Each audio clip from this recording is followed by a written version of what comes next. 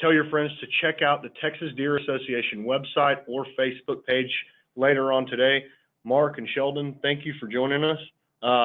Why don't we start with a little bit of introductions? Sheldon, tell us a little bit about yourself and your company. Thank you for having me.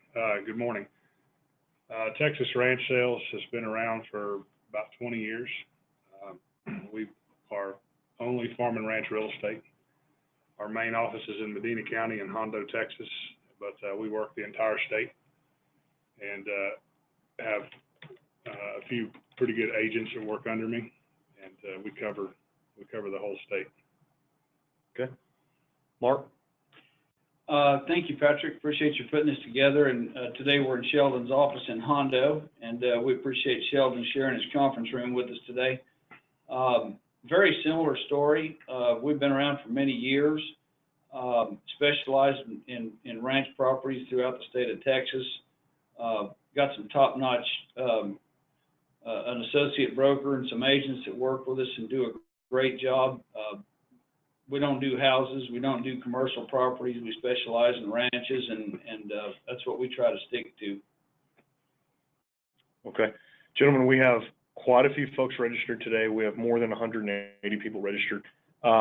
Everybody wants to know about the real estate market in Texas. It's probably one of the hottest markets across the country, if not the world.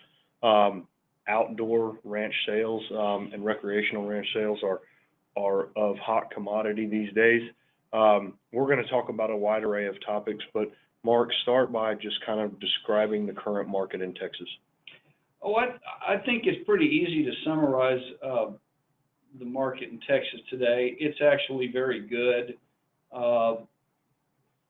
With ranch sales, I think we all know that we have far surpassed, values have far surpassed returns from agricultural operations, and values are supported by wildlife enthusiasts, people who care about the land and the wildlife.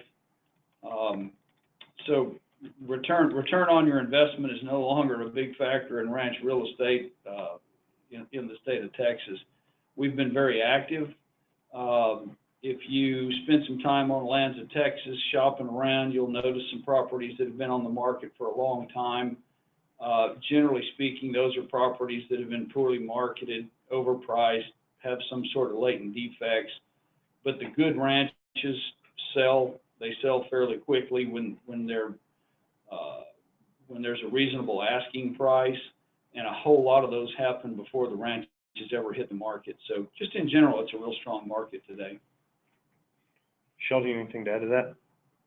I agree with Mark 100%. It is strong. I think, when Mark says reasonable asking price, we need to clarify that that's a price that's not discounted, and it's definitely not overinflated. It's right in line with what the ranch would appraise for. And so the buyer and the seller both have to reach a happy medium on agreeing to that. But when they're priced like they should be, they move. And it is county specific. The entire state is strong as a whole, but there are definitely counties within the state that are stronger than others and have continued to maintain that the entire year and the past couple of years. Sheldon, I'm gonna bounce a question back at you. We'll kind of alternate the format here, but talk to me a little bit about what buyers are looking for. When a buyer comes to you and discusses purchasing a ranch, what are kind of the things that they're are looking for in their purchase?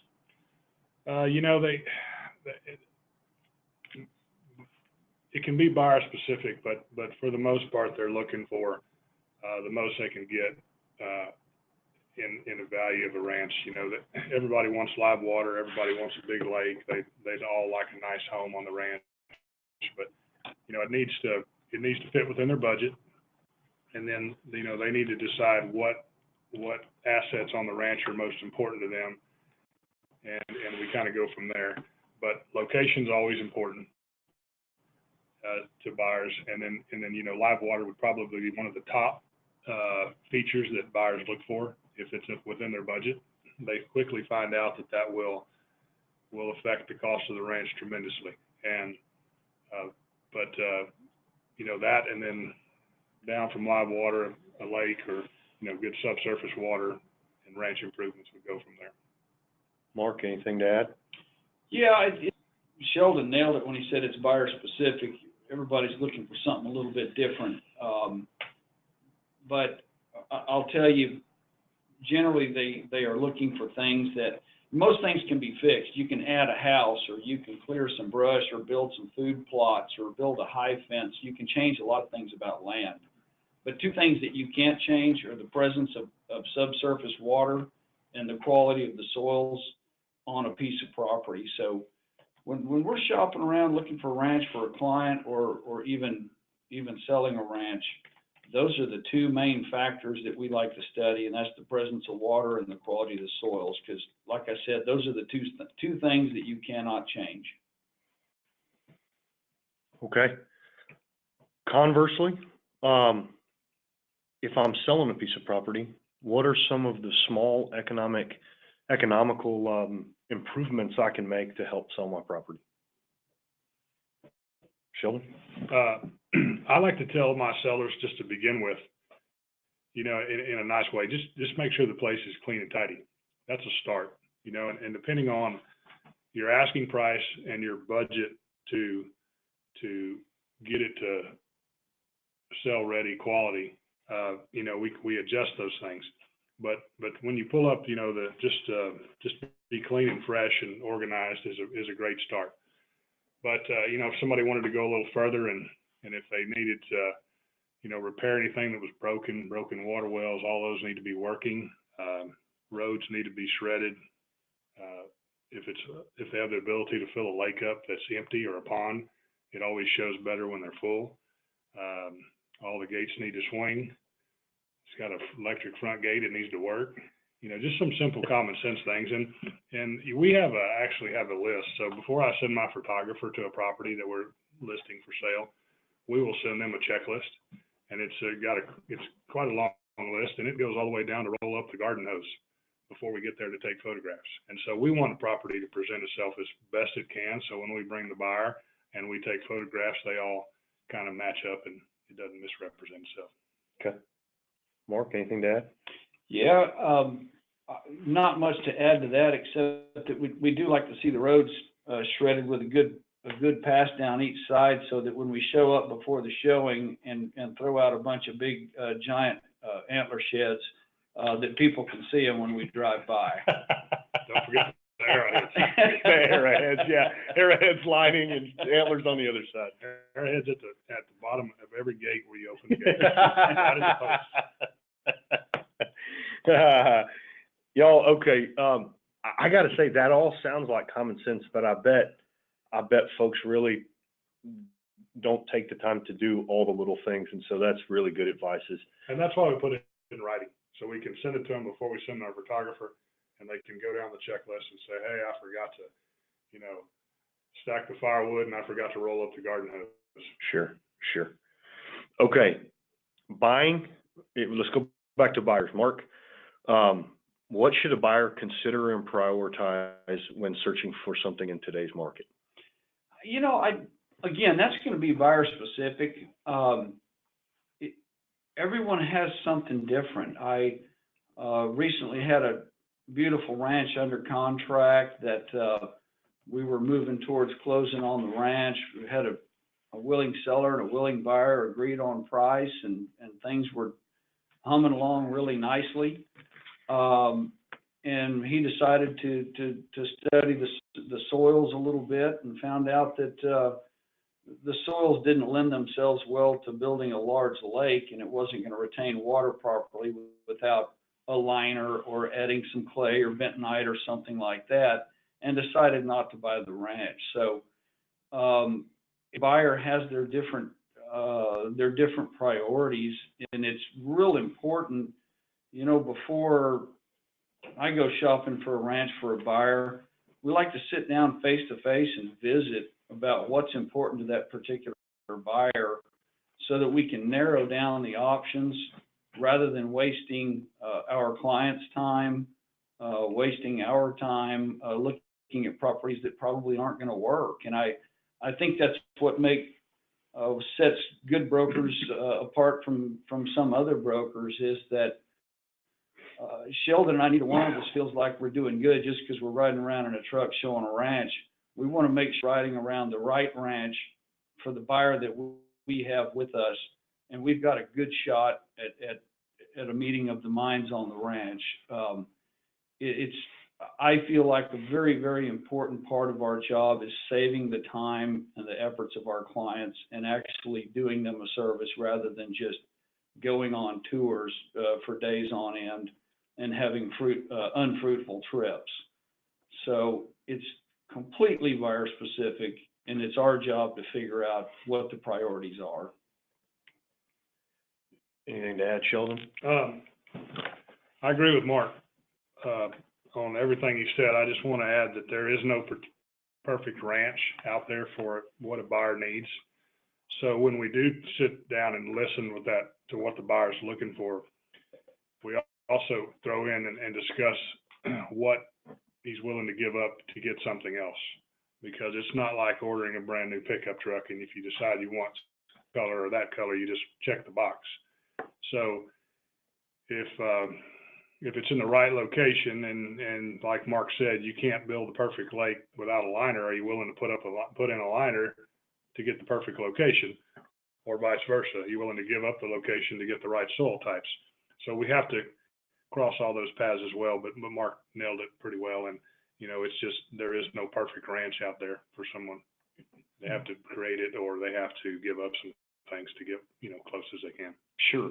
I want to ask something to both of you, because y'all have some of the most robust client lists in the state, if not around the country. When a person goes to buy a ranch, I would assume there are probably two types of buyers. One that maybe already have purchased ranches and are into that, they're exchanging one ranch for another. But the other might be somebody who's looking at getting into ranch ownership, right? Somebody that hasn't ever entered the market. For market entrance, is it still feasible to go out and get a piece of property that you can be proud of, that will fit your needs, and that you might be able to grow into over time? Talk to me a little bit about kind of market entrance for somebody who hasn't bought a ranch before. Yeah, it's kind of a tough question to answer. Everyone is so different, but we have buyers that want a turnkey ranch. I call them toothbrush ranches, where they can just show up with their toothbrush and have a good time. A lot of those ranches are on the higher end. If you have an overly improved ranch that has too much lodge or too much work done to it, it may not fit the needs or the desires of the person that's shopping. So we do get buyers that would like something that's rather untouched, that's native, that does not have a lot of improvements, so they can pick the spot where they want to build their home or build their lake, or what color the walls are in the lodge, or things like this, because everyone has different tastes. So again, that goes back to that understanding your client and what they're looking for. I'll say it's getting harder and harder to find good native, fairly unimproved country for the people that are do-it-yourselfers and enjoy the actual game of starting from scratch and building it to fit their needs, to where when they're finished, they can sit down at the end of the day and admire their own work. So again, there's no perfect answer for every buyer, but it's such a fun part of our job is playing matchmaker. And unfortunately, we have to be kind of jack of all trades in our business, because we do need to know something about soils. We do need to know something about, brush and vegetation, something about trees, different characteristics of different soils, locations, different factors. Is this area subject to oak wilt? Is this area subject to other vast mineral activity or potential for mineral activity and surface destruction? There's so many things that go into selecting a piece of land that we just can't ever know enough. And I think that's just where the years of experience come into play. Sheldon, I want you to expand on that a little bit. talk to me a little bit about market entrance, new entrants in the market, but I'd like for you to expand on what Mark says. I think a lot of people go onto the internet and they're searching lands of Texas, and they don't ever dig into things like soil quality, oak wilt, is it in anthrax country, other things that a new entrant in the market may have no clue to even think about. I hate to call somebody ignorant, but in the truest sense of the word, if you've never bought a ranch before, you just have no idea what you're looking for. Talk to me a little bit about that. Expand on that, please. Well, when we get a new one like that, first I'd like to find out, the one thing that the buyer may know is kind of the location they want to be in. And if they want to be east of San Antonio, we probably don't ever discuss anthrax because it's not somewhere he wants to be. So if they brought it up, I'd discuss it with them for sure, tell them what I know. But it can become overwhelming to a new buyer, all of the things to discuss. And so, over time and spending time in the vehicle or on the telephone with a new person, looking at different places, you spend hours with them. And so you cover a lot of ground. And, we talk about everything from water wells to soil types to all that.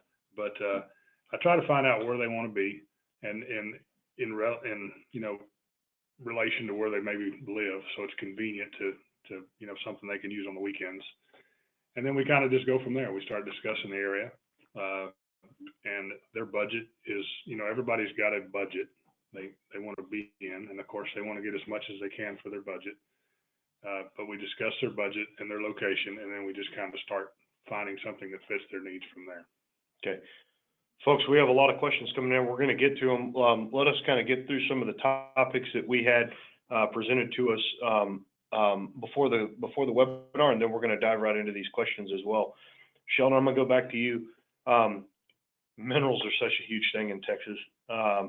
Talk to us about how minerals are impacting values and what a buyer or a seller should be cognizant of in the transaction. Well, you're exactly right. Minerals have become very important to land transactions, and because so many people have become educated more through the Eagle Ford Shale and the action that it has taken place over the last 3 or 4 years in South Texas. But there are parts of Texas where the minerals are worth more.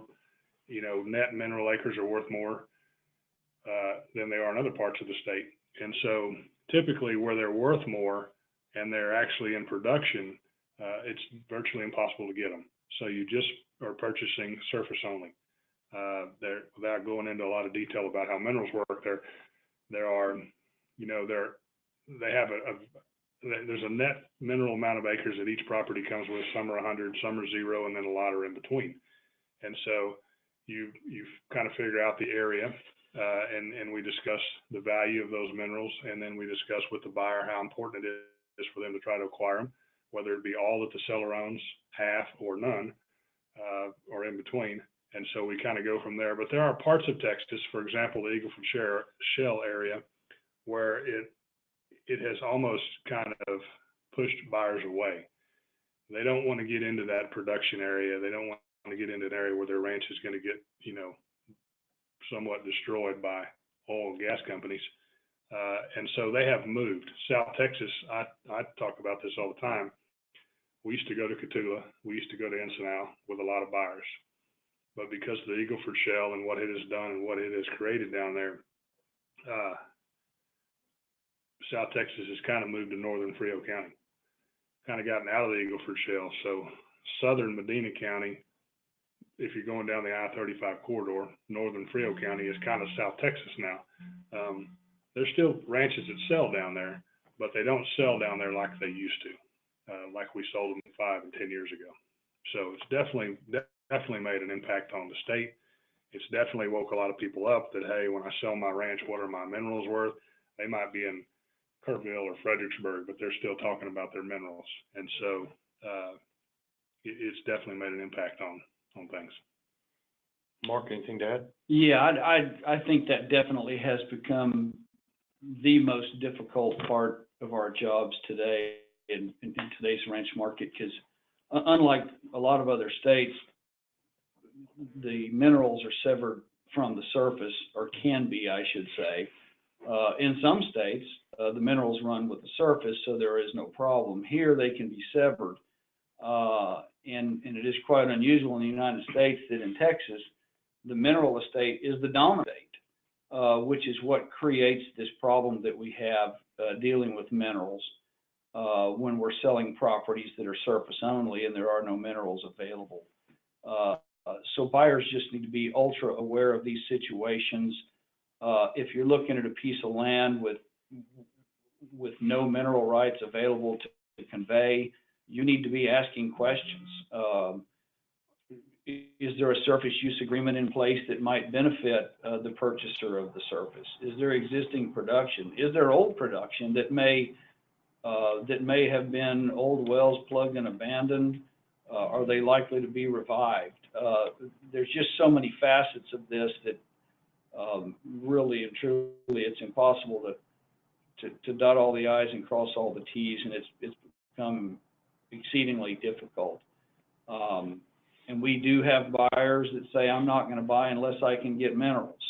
Well, that means let's move 200 miles.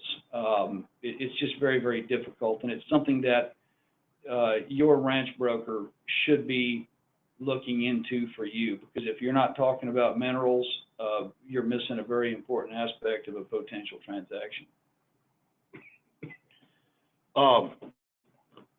Mark, Sheldon, thank you very much. I want to take just two questions. We've had some folks submit questions earlier when we're trying to roll through the questions as we do this. I have a question, and it says, on a 270-acre high-fence property, does having high-fence cross-fencing add value, or does it matter? On a small acreage place, and the genesis of the question, on a small acreage place, are cross-fences additions to value, or maybe should they not do that? Either one. I think when you're showing a place, 270 acres is a big ranch, but you always want to make them feel the ranch. Depends on the topography, depends on the type of brush and tree cover, but you want to make a ranch feel as big as possible when you're showing it. And sometimes cross fencing makes them feel smaller because it allows a buyer to, recognize things when they're driving around. I saw that gate already. We've already been through here. Hey, we were just over there by that fence. Whereas opposed to just driving by brush and trees, it makes the ranch feel bigger.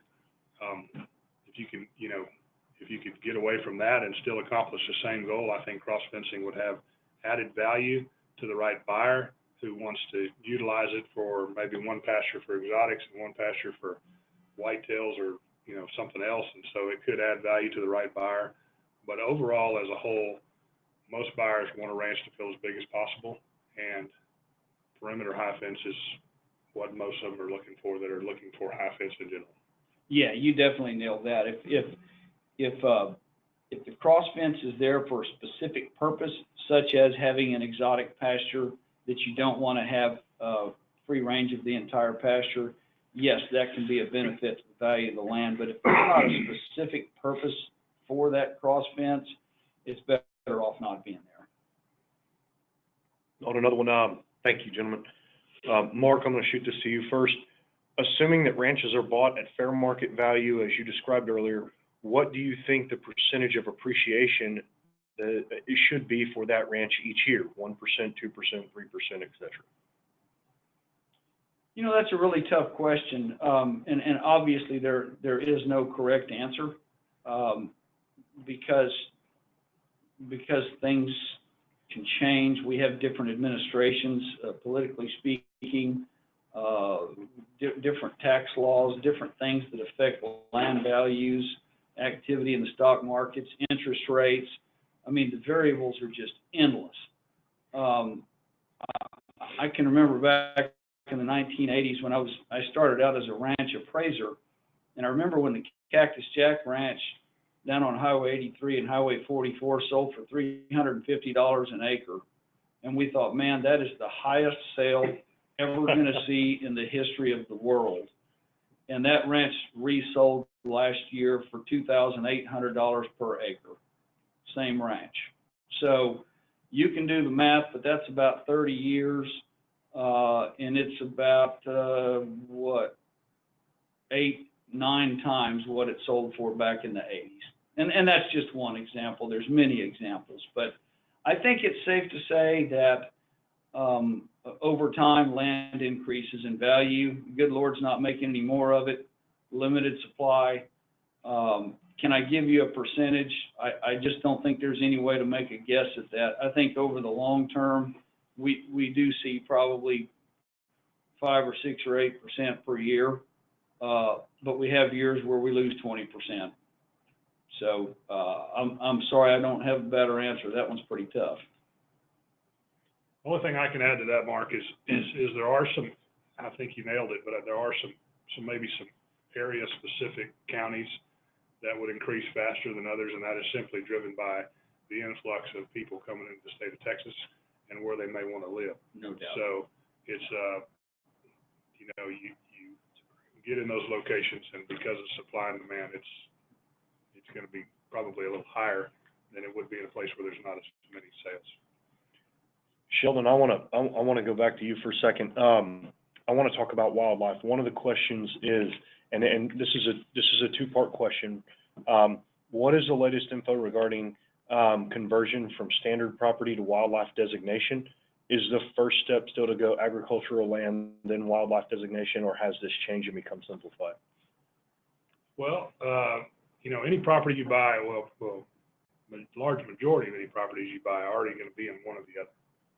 And so, if I'm understanding your question correctly, and so typically, when they first change over, they are in one of those two when a property sells. So if it's in wildlife and the next person buys it, it'll be in wildlife when they purchase it.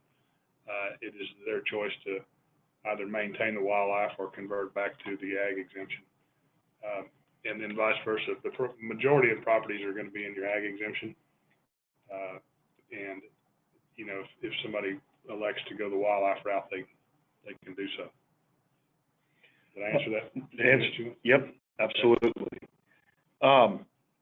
So, look, this is the Texas Deer Association webinar. We have to ask the question: does wildlife improve the value of a property? Absolutely. Okay. Absolutely. I don't care if it's got more hummingbirds than another one with the most hummingbirds is going to be more valuable than one without them. People buy these ranches for recreational purposes.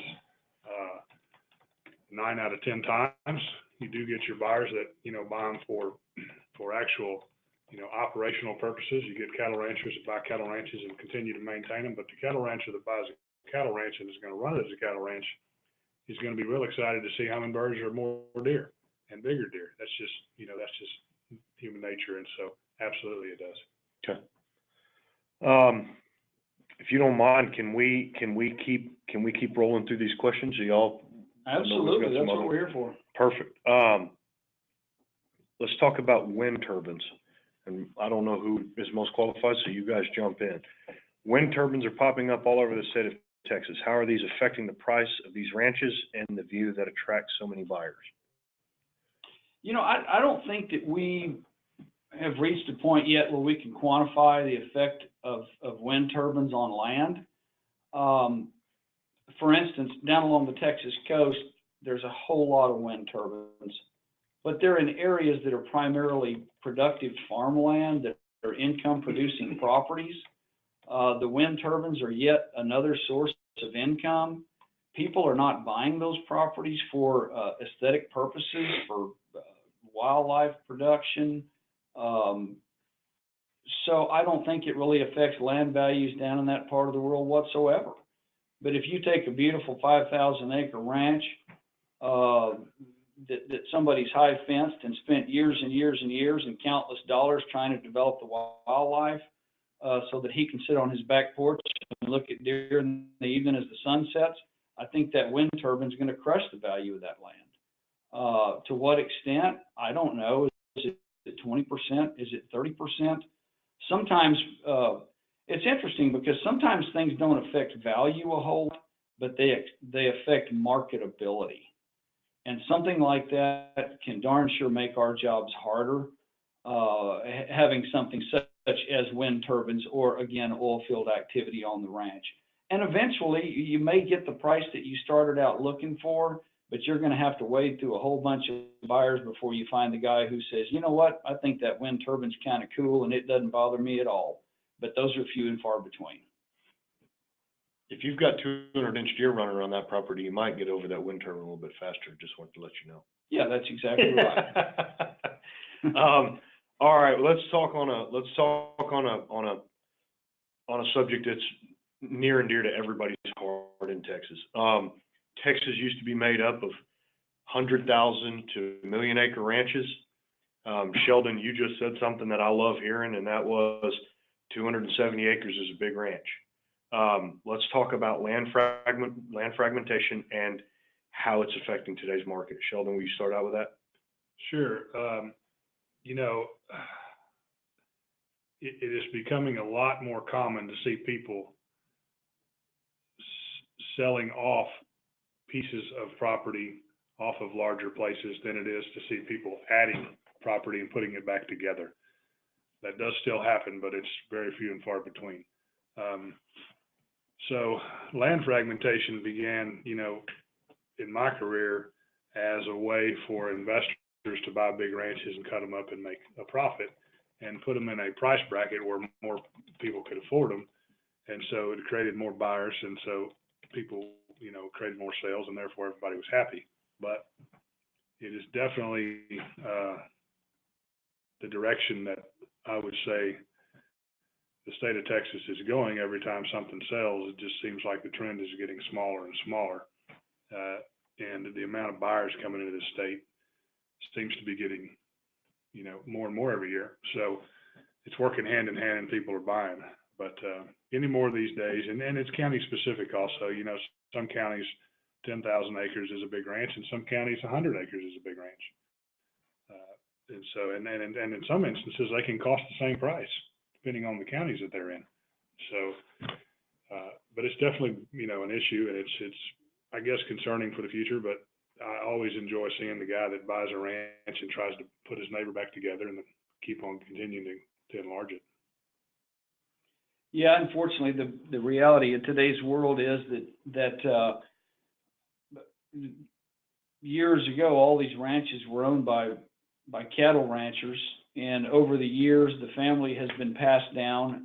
The ranch has been passed down in the family, and as we said at the outset of this webinar, land values have far exceeded agricultural productivity, and they've turned into recreational ranches.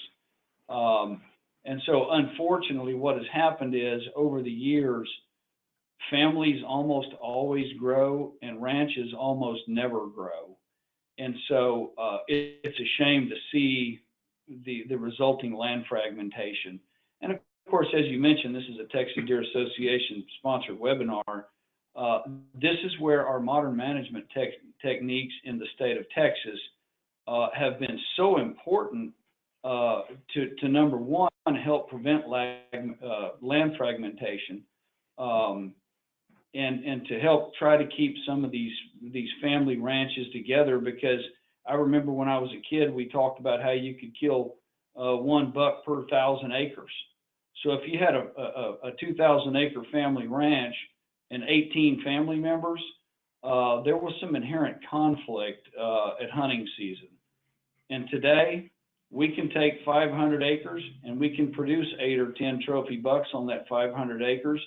And it's become a tool that the deer breeder has provided to the landowner to make that land more productive and to try to help prevent that land fragmentation and preserve the value of the land by providing more opportunity per acre, let's say, and to maintain the productivity and the value of that land.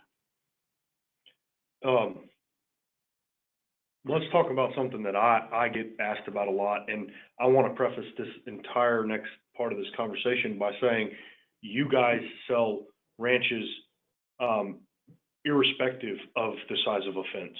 I know both of you sell ranches in agriculture and in wildlife and high fence and low fence. But as the executive director of the Deer Association, I get questioned about high fences a lot. There are movements in other states, specifically Missouri, where a large owner of a retail store that's in our industry is actively campaigning to end high fencing in his state.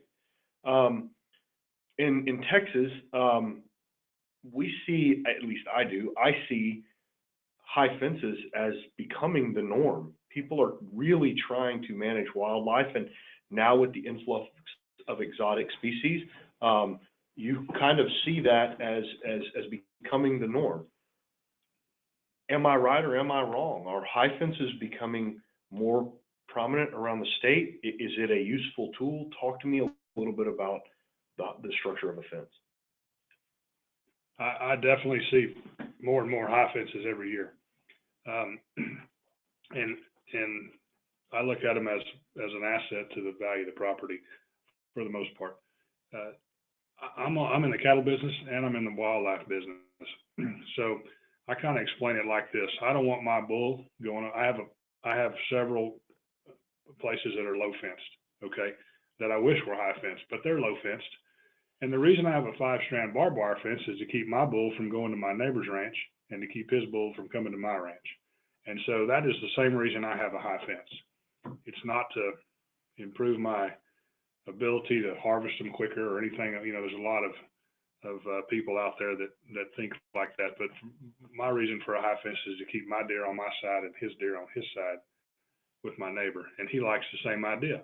You know, he doesn't want ours to commingle. So that's the reason we have it. But I see them going up all the time. People buy ranches, they put them up. People like to buy ranches that already have them established. And so it's becoming more popular all the time. Oh, sure. The number of high fences compared to 20 years ago is really amazing, and I don't see it as necessarily a positive or a negative thing. I see it as a landowner's right to build whatever kind of fence he would like to build around his property, and conduct whatever kind of operations within that fence that he sees fit, so long as those practices are legal. Funny story, I was hunting with a good friend a couple of years ago on a couple 100,000 acres of low fence country, and we were sitting around having dinner, and I'll preface this with my family owns a high fence ranch in South Texas that I hunt on a regular basis. And anyway, back to this low fence ranch in West Texas, the landowner said, you know, you got to admit that this driving around hunting this low fence country all day is arguably more fun than hunting in that high fence. And I admitted, I said, you know what, if I could afford 200,000 acres, I may have a low fence too, but unfortunately, I don't have 200,000 acres. So we have to work with what we have. And if your budget only allows you 200 acres or 500 acres or 1,000 acres, and you've got 3 kids and 17 grandchildren, that high fence is probably the best thing for you, because then you can go in and impose some modern management techniques. You can grow more trophy whitetail. You can introduce exotics and not have fear of your neighbor's management practices affecting your property. As long as it's legal, I say whatever works for you is what you should be doing on your land. And I'm a proponent of high fences, and I have no problem with low fences. I like it on both sides. Yeah, people too often forget about the family aspect of this. We get into that discussion quite often about you noted a person who may have 3 kids and 17 grandkids, and they want all of those grandkids to be able to harvest a deer, and they probably still like their son and daughter to come out and ride around with them and maybe shoot one too. And if you weren't blessed with being able to, or just haven't had the financial means to being able to afford yourself a 200,000 acre property, then having those deer is part of your family experience. Having your family out during deer season might be the time when you get to see all of your family members. And too often we forget that is the piece of the human aspect of modern management that needs to be considered as well. Along the idea of exotics, we have a question that says, does having exotics on a high fence place add value or detract value? I've seen that go both ways. I have worked with ranches, high fenced ranches that were extremely overpopulated with exotics, out of control, competing with the native wildlife to the detriment of both the exotics and the native species. I think tastefully done, where populations are controlled, species are introduced that where the habitat is conducive to those exotics thriving, and all the populations are controlled within the carrying capacity of the land. You know, and of course, some supplemental feeding can help with that. But I say too many species, overpopulated places, it can definitely be a detriment. But tastefully done and properly managed, I think it definitely has the potential to enhance value of a piece of property. But Sheldon, before I give you the opportunity to respond, Mark, I want you to know that there's at least 50 to 60 hunters listening right now that would be happy to cure your guys' problem of oversaturation with exotics. All they need to do is send out their phone number on our Facebook, and they'll have hunters lined up down the county road in that problem. Sheldon, what are your thoughts on that, on adding exotics or maybe leaving it for the next buyer, et cetera? You know, I agree with Mark 100%. It's all in how the property, you know, can handle what you put out there. And if it starts to affect the look of the land, it's definitely an issue. But I get a lot of that ask that question, and then they ask the question of, you know, maybe I could just, going back to the first person that asked about the 270 acres, you know, a lot of people are starting a situation where they maybe go off and high fence a corner separately, or half the ranch, or depending on how it lays out, a separate pasture, and putting their exotics in that pasture, and then leaving their native off in the other part of the ranch. And so that's kind of become a popular thing. But mixing them is certainly something that a lot of people do, and a lot of people like, as long as it doesn't affect the land, look of the land. As Mark pointed out, I think it's fine. Okay. I don't know that it adds a value. It may value to a certain buyer that wants that. A lot of guys that I ranch to don't know that a kudu is worth more than a cycadeer, but they're looking at both of them. And so, you know, if somebody's putting those type of species out to add value, then we have to find the more specific buyer that appreciates that value. Yeah, and that buyer is generally the guy that's looking for, may do more entertaining for business purposes or what have you. The addition of those exotics creates a year-round hunting opportunity versus the native species, which are controlled by closed seasons. So I think if there's ever a scenario where it adds value, it's that buyer who's looking for the year-round recreation. We've got a question from somebody that we're all very fond with, one of our board members here. Craig is asking, when selling an extremely improved ranch, one that's already improved, how are those sale prices determined and justified when there isn't a system like MLS, such as in the housing industry, where they can reference competitors? You know, it's an interesting question, because we don't have a very sophisticated market, such as a residential market, where you have the MLS and you can specifically go in and isolate units of comparison on properties. For instance, number of bedrooms, number of bathrooms, a corner lot versus an interior lot. There's so many variables that you can isolate in that highly specialized residential and in the commercial markets also. So when we get out on the ranch, it's just impossible to segregate those variables and units of comparison. I will tell you that an over-improved property, if you spend $1 million on a runway, don't expect to add that to the value of your land, of your ranch, and get it back when you sell it. If you build a 12,000 square foot lodge that has 3 bedrooms in it, you're probably going to take a bath when you sell the ranch.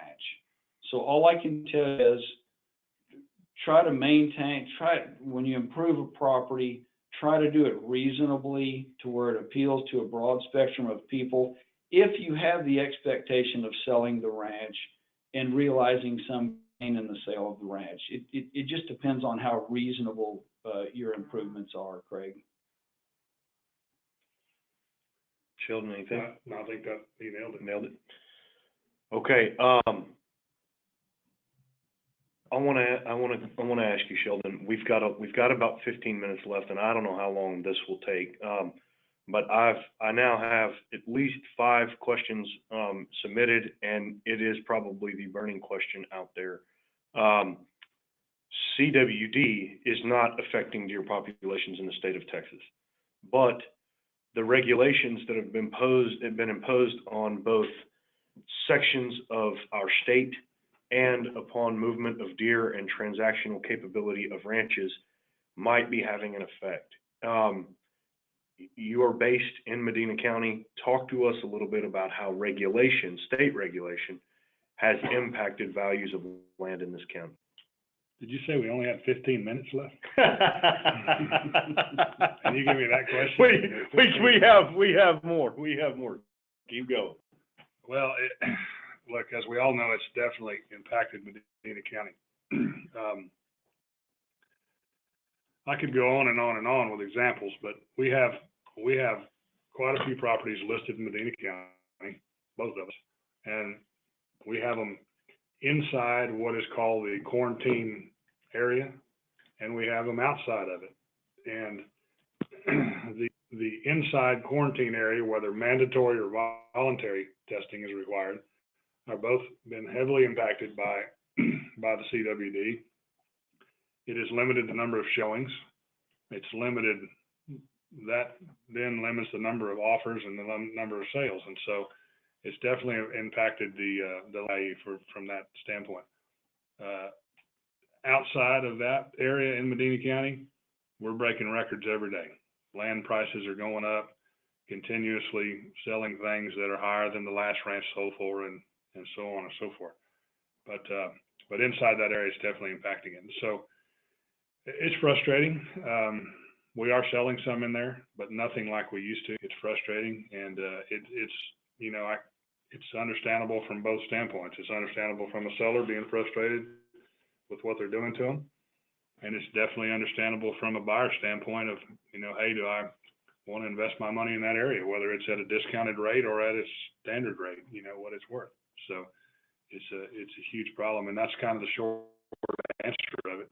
I could go on for a long time, but that's the short answer. Yeah, I mean, it's real simple it's just common sense when you think about it. I can go buy property A where I have a mandatory requirement to test every carcass that leaves my ranch, or I can drive 20 miles away and buy a similar property where I do not have that requirement. So if you're a buyer, where would you buy? Property A with testing requirements, or property B with 0 testing requirements? And I think that answer is fairly obvious. And the way that they've got this system going right now, with so many unanswerable questions that we're getting from them. So that the number one question that I've been to every CWD meeting in Medina County that's been put on by Parks and Wildlife. And every meeting, the same question is asked. If I volunteer some samples, or I mandatorily submit some samples, what happens to my ranch when they find it, if they find it? And the same answer is all at every meeting. It's a case-by-case situation. And so, that is a pretty broad answer. And it's the answer that I have to give to a buyer. And, it does exactly what Mark says. It sends them 20 miles away. But the way we've got the system with these little circles, these little 5-mile radiuses, and they continue to test in these areas, that zone has the ability to get much larger with those circles. Yeah, understand how that works. And we got to keep in mind, Sheldon, that we don't know if those zones are going to expand. And we also have to remember that this applies to all pieces of property within those circles. Low fence ranches, high fence ranches, exotic ranches, breeding operations, plain old recreational properties where people don't even really care about hunting very much. They're all impacted equally, and they're all exposed equally. And it affects everyone within that zone, not just chosen people. We've got to remember too that this zone, this entire thing started when they found it in a breeding operation, and then created all this ruling. But we are continuing to test breeding operations all over the entire state. There's nothing limiting it to not being found in another operation in another county and creating the same problems for that county that they've created for this one. And if it's, if we just continue to go at the rate we're going without a plan and just have a case-by-case situation, it could be a problem for land prices in the future. Yeah, potentially anywhere in the state. CWD positives are not limited to northwestern Medina County. They've been found throughout West Texas, also some in the Panhandle, all in free-ranging properties. So let's keep in mind that right now the microscope's on northwestern Medina County, but it could be anywhere in the state of Texas tomorrow. Well, guys, I want to give you the opportunity to kind of close. We've got just a few minutes left. We've gotten through a lot of the questions. I want to tell you thank you both for a very robust conversation. For those of you listening, this has all been recorded, and we will post this online so that folks can go through and listen at their convenience as well. But Sheldon, just tell us what we have to look forward to, and if folks are interested in buying a ranch, how do they get in touch with you? Well, I think we have to look forward to is a great state we live in, and it's doing typically for the last several years has been going up in value, and so land investment is a great opportunity. Interest rates are at an incredible low right now. It's a great time to buy. Find yourself a good ranch broker, and that will represent you right and help you find the place that fits you the best, and take your hard-earned dollars and invest it in a ranch, and it will be something you'll be glad you did down the road. Absolutely. That's the good news again, is that over time, this ranch land is an excellent investment, and has always gone up in value when looking at the long term as opposed to the short term. Thanks to Patrick for putting this on, the Texas Deer Association, and Sheldon, thank you for letting us use your office today. I'll tell you, over the years, I've done a good amount of business with Sheldon, not only as competitors, but we've worked together in co-listed properties as well. And Sheldon's somebody that I respect. And thank you for having us in your office today. Thank you, sir. I feel the same way about you. You can reach us at TexasRanchSalesLLC.com, and we'd be happy to help you with anything we can do. Absolutely. My group can be found at TexasRanches.org. Y'all, thank you very much. We appreciate the interaction online. Thank you. There were 158 people online for us. That was phenomenal. Y'all, will get this posted on Texas Deer Association's website. That is TexasDeerAssociation.com. Thank you all very much for tuning in. We look forward to having you again next week when we host another webinar.